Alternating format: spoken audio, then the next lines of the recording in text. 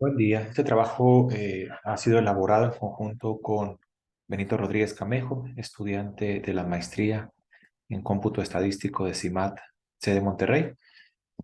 Y bueno, esta es la estructura de lo que voy a presentar ahora. Un poco es empezar con la parte de teoría de portafolios, algunos conceptos básicos, como la parte de los retornos logarítmicos. Tenemos esta expresión uno que está dada por el logaritmo del precio al día actual entre el día anterior. Usualmente se consideran precios al cierre. Acá tenemos W, que son los pesos, la asignación que hacemos a cada una de las empresas. En este caso, W1 WP. Tenemos P empresas. Podremos considerar, por ejemplo, el caso de P igual a 2, que el primer W sea tal vez que invertimos en Walmart, en la segunda empresa que sea Bitcoin. ¿Cuánto de nuestro capital estamos invirtiendo, ¿no? ¿Qué proporción?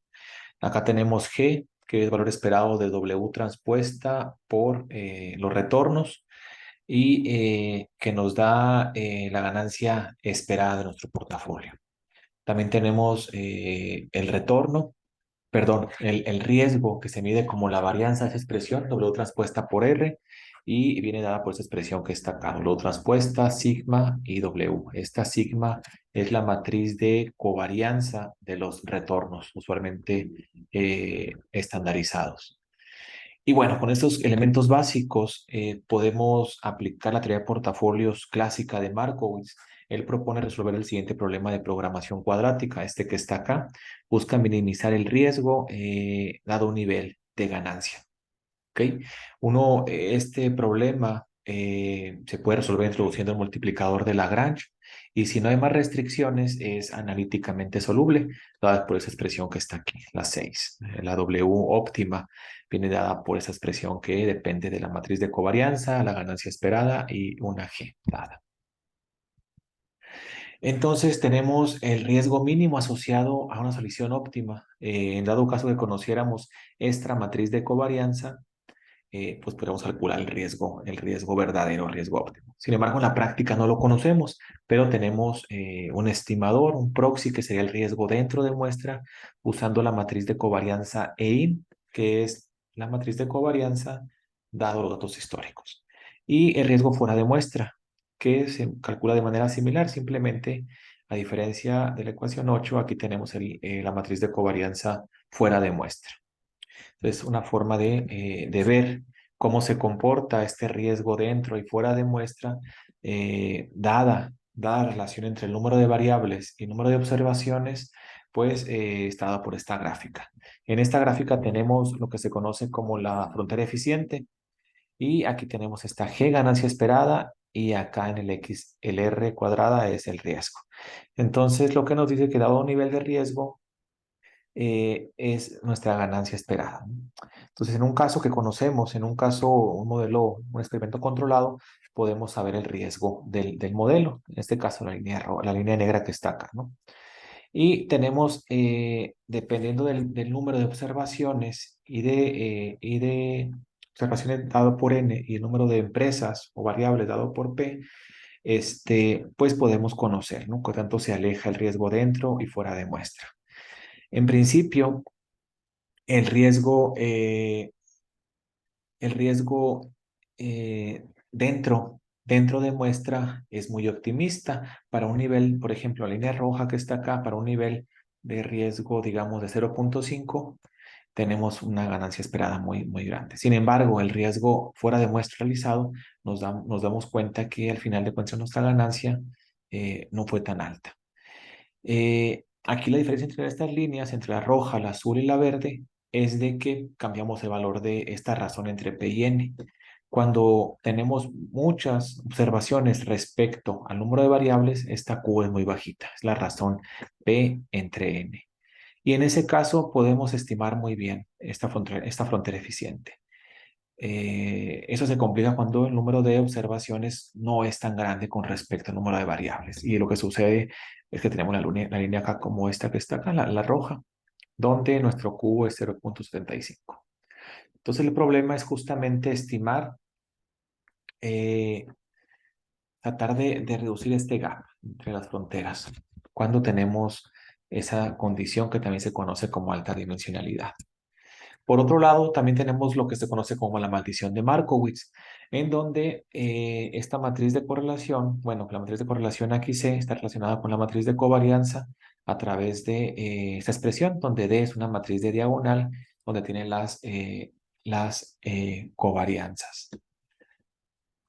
Eh, Podemos ver, por ejemplo, en un caso de 2 por 2 en esta matriz de correlación, que si este coeficiente de correlación entre las variables fuera eh, muy grande, muy cercano a 1, se vuelve muy inestable nuestra matriz de covarianza o de correlación y al final no nos permite obtener asignaciones óptimas.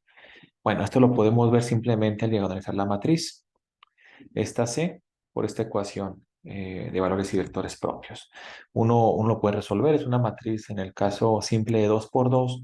Uno puede encontrar sus valores propios, que es 1 más menos ρ, y uno puede identificar cómo es la inversa de la matriz de correlación. Entonces, uno puede ver que si ρ, ese coeficiente de correlación es más cercano a 1, esta inversa explota. Entonces, que entre más se desvíe ρ de cero, mayor será la diferencia entre un valor a otro, lo que causará que esta C pues, se aproxime a cero. Eso genera otro problema. Nosotros tenemos dos problemas, alta dimensionalidad y también la inestabilidad de esa matriz de correlación o de covarianza asociada cuando ρ es muy cercano a 1 y lo que al final nos de cuentas va a llevar a problemas de asignación, porque la teoría de Markowitz depende justamente de esa matriz de correlación covarianza. Entonces, por un lado, para la alta dimensionalidad hay estimadores. Un estimador que viene de lo que se conoce como teoría de matrices aleatorias. Una primera aproximación del 99 es este. Nos dice que si el valor propio es menor que cierto threshold, cierta cota, simplemente consideremos el promedio de sus valores propios. Y en otro caso, si es mayor que esta cota, simplemente tomemos el valor como tal. Y después reconstruyamos la matriz de correlación o de covarianza de esta forma, ¿no? Con estos valores propios estimados. Se puede ver así. En alta dimensionalidad, uno encuentra, por ejemplo, si tenemos una matriz, un modelo donde la matriz de covarianza poblacional es la identidad, al momento de tener la dimensión, el número de variables cercano al número de observaciones, los valores propios se van a dispersar alrededor de uno. Y esto va a suceder. Se genera una distribución que se conoce como Marchenkov-Pastur.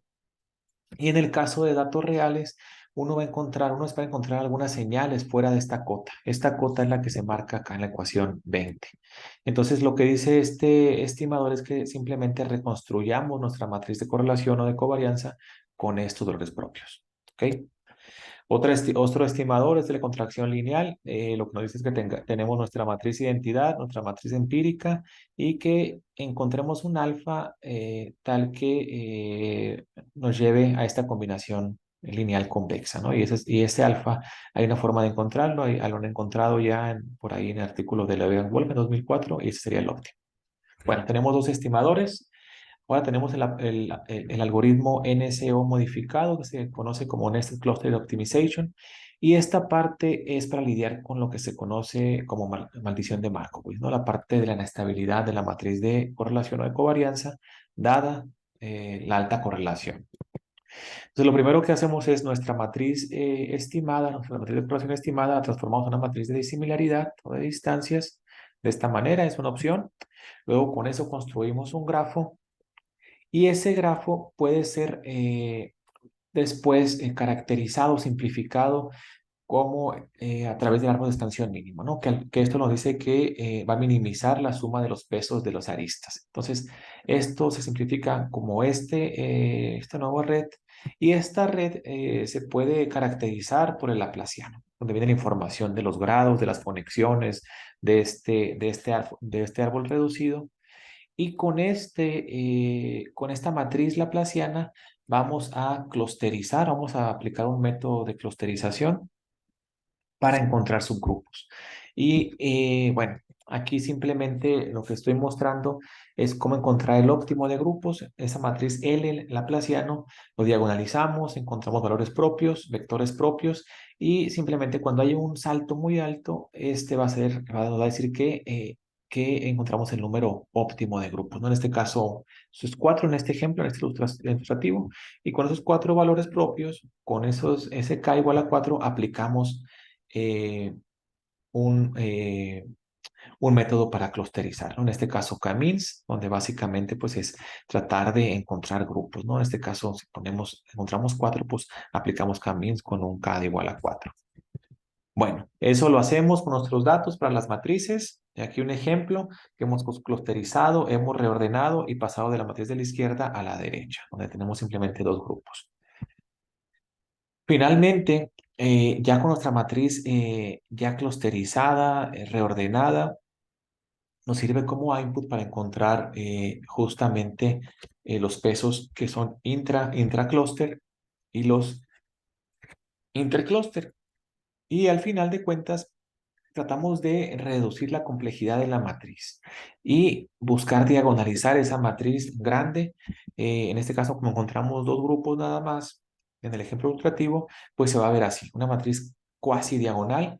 Y en esta donde aplicamos ahora sí de nuevo Markowitz. Entonces, este algoritmo NSO modificado que proponemos es justamente tratar de simplificar la matriz, reducirla y aplicar Markowitz sobre esa matriz reducida. Vamos a ver, o sea, cómo la maldición de Markowitz, digamos, se exorciza al aplicar este algoritmo, ¿no? Y cómo al llevarlo a la práctica ya con datos reales, mejoran las estimaciones de las asignaciones, se vuelven mucho más estables. En este caso, bajamos datos del Yahoo Finance del 17 a 2022. Hicimos ahí un preprocesamiento de los datos, que es común en ciencia de datos. Y tenemos 28 series de tiempo y una longitud de 232 semanas. Aquí están los datos, es de la Bolsa Mexicana de Valores, estos son los retornos acumulados y aquí vemos cómo la dinámica del riesgo. Lo que buscamos es que el riesgo dentro de muestra incremente, es lo esperado. Y justamente aquí la línea azul es el riesgo dentro de muestra sin aplicar una estrategia de estabilización y estimación. Vemos cómo al aplicar las estrategias que hemos propuesto aumenta el riesgo dentro de muestra. Y al mismo tiempo el riesgo fuera de muestra queremos que reduzca y justamente también se reduce. Línea azul es la que no hemos aplicado ninguna estrategia y las líneas que están por acá, pues es la combinación de diferentes estrategias, ¿no? Por ejemplo, la café es aplicar el NSO modificado y considerar ese estimador que hemos propuesto, que es el de usar la cota, ¿no? Pero bueno, aquí una pequeña modificación que usamos un test estadístico para la cota, en lugar de que fuera tan rígida esa cota, hemos aplicado. Método estadístico. Bueno, aquí la asignación óptima es como tenemos acá las empresas en el eje y en el eje X es haciendo la asignación óptima, pero para diferentes ventanas de tiempo.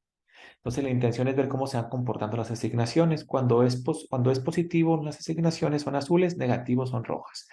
No nos gustan las asignaciones rojas porque eso implica hacer una estrategia que se llama short y es pedir prestado una acción para después devolverla. Y esas estrategias son muy riesgosas, entonces lo que buscamos justamente con estas metodologías es evitar eso. Y aquí es sin hacer usualmente ¿no? la estrategia naive, donde usamos Markowitz sin ningún estimador, y acá haciendo la combinación de las estrategias. Vemos que este caso, el que está aquí abajo en medio, es aplicando NSO con un estimador que tiene que ver con la cota de Marchenkov-Pastur. Aquí en este caso vemos que todos se vuelven positivos y eso tiene una gran ventaja.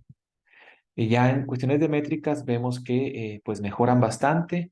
Vemos, por ejemplo, en la parte de los pesos que el capital total es muy cercano a uno en este caso que les comenté, mientras que en el caso en que no hacemos nada es casi dos, es decir, tenemos que invertir casi el doble del capital, es decir, pedir prestado, en este caso el 90%, esto que se separa del 1, ¿no? El 1.90, el 90% pedimos de prestado para poder invertir en una estrategia que nos dé un rendimiento igual. Entonces, en este caso, si no queremos correr tanto riesgo, pues vale la pena aplicar esa estrategia que está acá, ¿no? NSO con ese estimador lineal. Bueno, en conclusión, pues una teoría de matrices aleatorias nos permite resolver problemas en el contexto de alta dimensionalidad y nos ayuda a considerar escenarios donde el número de activos es del mismo orden que el número de días de semanas o de transacción. Con este uso de herramientas provenientes del aprendizaje estadístico, hemos logrado evitar la maldición de Markowitz a proponer el algoritmo NSO modificado. Y un descubrimiento destacable es que cuando se aplica NSO junto con el estimador lineal se obtienen soluciones diversificadas con pesos no negativos cuyos valores absolutos nos dan una suma cercana al capital total.